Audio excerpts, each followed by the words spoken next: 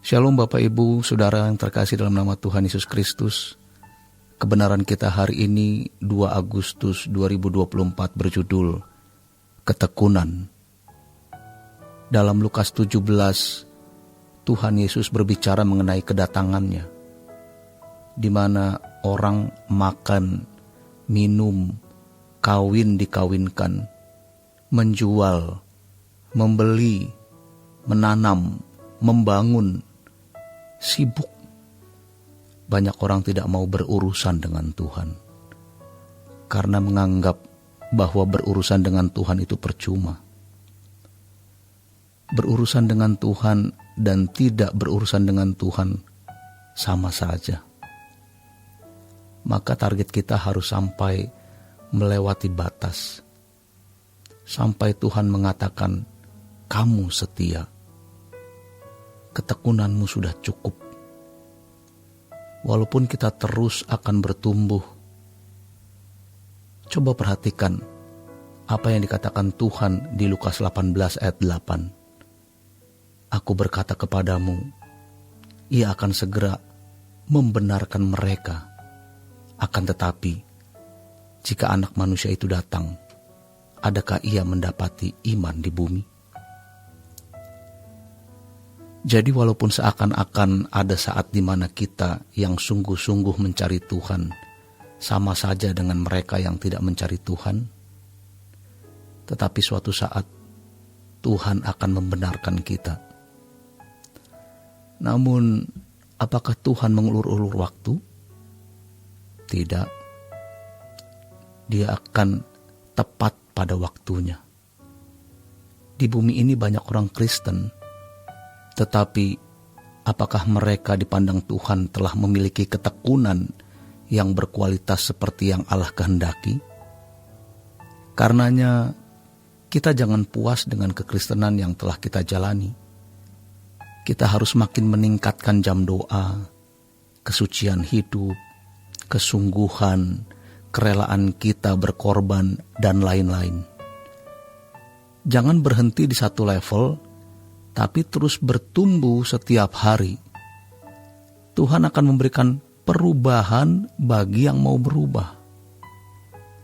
Namun kita harus bertekun untuk meningkatkan kehidupan rohani kita, keberkenanan kita di hadapan Tuhan. Jangan lemah ketika kita sudah sungguh-sungguh dan Tuhan seakan-akan tidak menghargai kesungguhan kita. Bahkan Tuhan masih membawa kita pada kesulitan-kesulitan.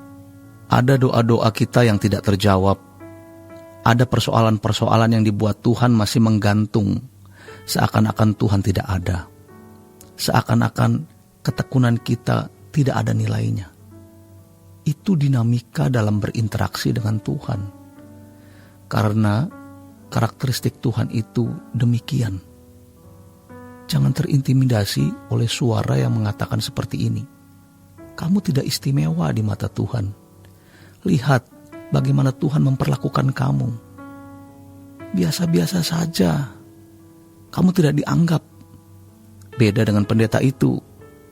Beda dengan orang yang punya kesaksian itu. Kamu bukan siapa-siapa. Tuhan tidak melihat kamu. Memang kamu siapa? Apalagi ketika kita menghadapi kesulitan-kesulitan dan masalah itu berat.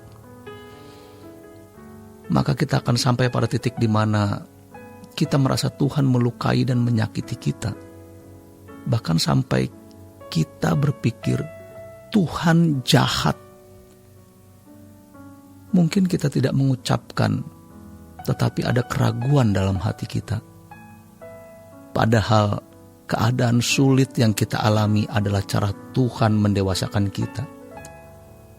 Kita tidak bisa diberkati Tuhan kalau kita tidak punya kapasitas yang cukup. Sebab Tuhan punya rancangan besar untuk setiap kita. Jadi kita mengalir saja.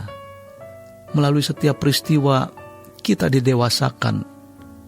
Keadaan sulit yang bertubi-tubi merupakan cara Tuhan melindungi kita untuk tidak berbuat salah.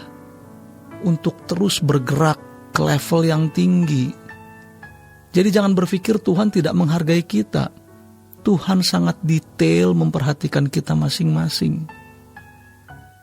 Dalam Mazmur 73, ketika pemazmur melihat orang fasik yang sehat, gemuk, tidak ada kesakitan, tidak mengalami kesusahan, tidak kena tulah seperti orang lain, sementara dia yang menjaga kesucian sepanjang hari kena hukum, pukulan atau tulah, sehingga ia berkata, sia-sia aku mempertahankan hati yang bersih dan membasuh tanganku tanda tak bersalah. Pemazmur ini sedang kecewa. Orang-orang berbalik kepada mereka dan ikut mereka. Dan mereka berkata, bagaimana Allah tahu hal itu? Adakah pengetahuan pada yang maha tinggi? Tuhan seperti buta. Padahal Allah sangat mempedulikan kita. Tuhan terus menghitung dan menguji batin seberapa kita bertekun. Berurusan dengan Tuhan itu indah sekali.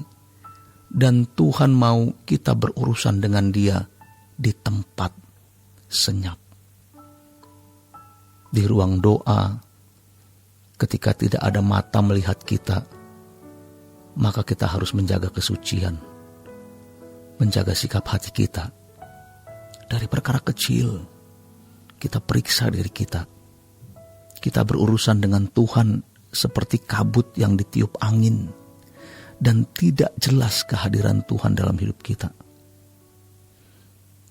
Bagaimana kita bisa mempercayai langit baru, bumi baru?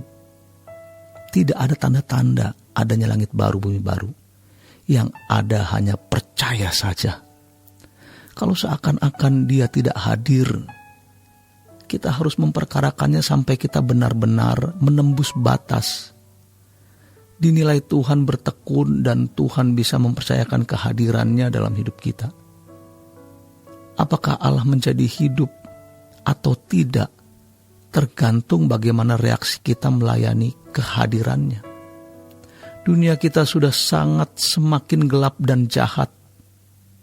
Maka kita harus melatih diri untuk terus berhubungan dengan Tuhan. Jangan membuka celah.